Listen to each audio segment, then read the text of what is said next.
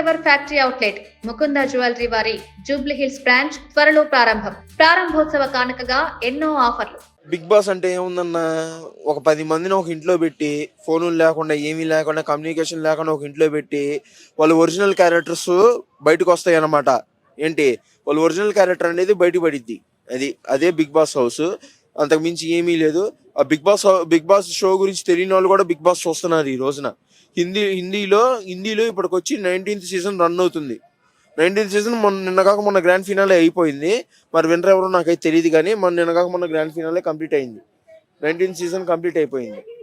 Hype లో ఉండేది పవన్ కళ్యాణ్ ఉన్నాడు, soldier Pawan Kalyan already finalist అయిపోయినాడు ఫస్ట్ ఆయన.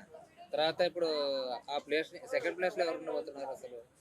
ఎవరు ఎంత సెకండ్ ప్లేస్ లో నాకు తెలిసి తనూజ ఉండొచ్చేమో అని అనుకుంటున్నాను నేను. ఎందుకు వాళ్ళిద్దరేనా? వాళ్ళిద్దరు తప్ప ఎవరు లేరు. తనూజ గట్టిగా ఆడుతుంది కదా. తనూజ మంచి కాంపిటీషన్ ఇస్తుంది. గేమ్ లో కానీ ఏదైనా కానీ, టాస్క్లో కానీ ఏదైనా కూడా మంచి కాంపిటీషన్ ఇస్తుంది. సో ఎవరు ఫస్ట్ ఫైనలిస్ట్ అయితే వాళ్ళు కప్పు కొట్టే ఛాన్స్లు అయితే లేవు ఇప్పటివరకు సీజన్స్ లో అంటున్నారు. సో దానికి మీరేమంటారు? అది సెంటిమెంట్ అమ్మా. ఇప్పుడు లాస్ట్ 5 సీజన్స్ గా చివరిలో ఎవరైతే ఫైనలిస్ట్ అయ్యారో వాళ్ళే కప్పు కొట్టిన దాఖలాలు చాలా చాలా వరకు ఉన్నాయి. ఈసారి ఎవరు ఫైనలిస్ట్ అవుతారో చూడాలి. నేను అనుకోవటం ఏంటంటే సుమన్ శెట్టి అవుతాడేమో అని అనుకుంటున్నాను నేను. చూద్దాం మరి ఏమైతుందో అంటున్నారు. నేను అనుకోవటం ఏంటంటే డెమాను సంజన వెళ్ళిపోతారా అని అనుకుంటున్నా. నేను డెమాను సంజన ఇద్దరు ఎలిమినేట్ అవుతారని అనుకుంటున్నా. ఈ వారం డబుల్ ఎలిమినేషన్ ఉండొచ్చని టాక్ నడుస్తుంది. మరి చూద్దాం. 1 వీక్ ఉంది కదా, ఈ 1 వీక్ లో 2 వీక్స్ ఉంది.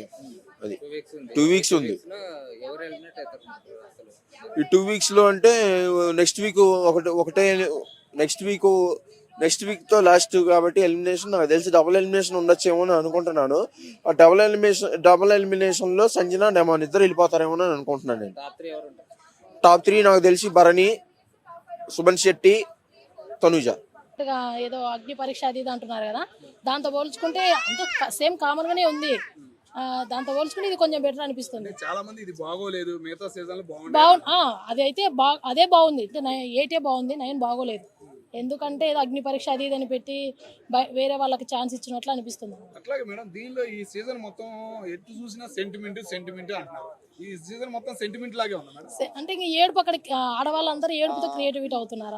అంటే ఏడ్చి ప్రజల్లో అంటే ప్రజల మనుషులు గెలుచుకుంటున్నారు. ఇప్పుడు తనుజ ఎప్పుడు ఏడుస్తూ ఉంటుంది. నామినేషన్ వచ్చేసరికి ఖచ్చితంగా రైట్ చేస్తుంది, ఏడుస్తుంటుంది. ఇప్పుడు ఒక జెంట్స్గా ఒక అమ్మాయి ఏడ్చింది అంటే కన్నీరు కారుస్తుంది అంటే ఎదుటి వ్యక్తికి ఏమనిపిస్తుంది అంటే ఓ జాలి అన్నట్లు అనిపిస్తుంది. అట్లా తను సేవ్ అవ్వకుంటూ వస్తుంది అని నా ఒపీనియన్.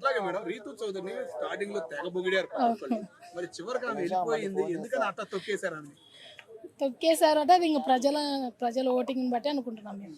అసలు రీతు అవుతుందని అనుకోలేదు, కానీ మెయిన్ ఏంటంటే సంజనాను చాలా తొక్కేస్తున్నారు అన్నట్లు అనిపిస్తుంది.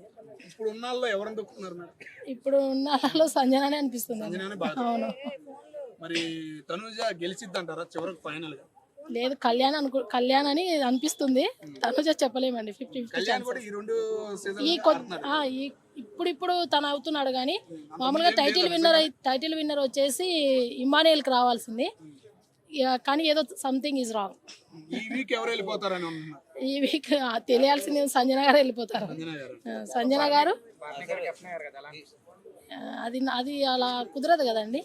అంటే అది మామూలుగా చెప్పాలంటే అది ఫేక్ కదా. మామూలు అందరు కష్టపడి కెప్టెన్ అవుతారు. తను ఊరికే బిగ్ బాస్ ఇచ్చినంత మాత్రాన్ని కెప్టెన్ కాలేడు కదా. అది